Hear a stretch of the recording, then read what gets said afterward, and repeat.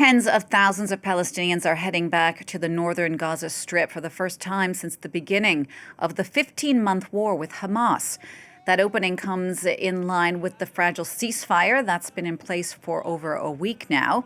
The opening was delayed for 2 days over a dispute between Hamas and Israel that said the militant group had changed the order of the hostages it released in exchange for hundreds of Palestinian prisoners. Mediators, though, resolved that dispute overnight, as our Jerusalem correspondent Noga Tarnopolsky explains.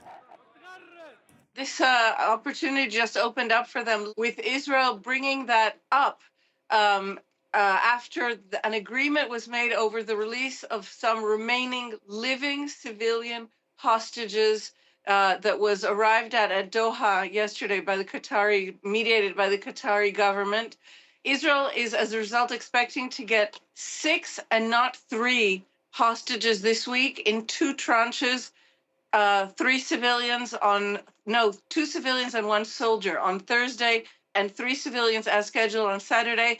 Hamas also turned over to Israel the list out of 33 of the hostages to be released in phase 1 of this deal. How many are alive and how many are not? Israel has confirmed receiving that list, but hasn't made public any further details. And as we see, one of the most important of Israel's obligations under the terms of the ceasefire agreement to allow Gazans to return home, or to the rubble of what was home in most cases, that has been put into place as of this morning. Interestingly, we were told there would be all manner of mechanisms in place to make sure that armed terrorists, were not infiltrating into these civilians returning home, either on foot or in vehicles. But in fact, there does not seem to be any mechanism in place.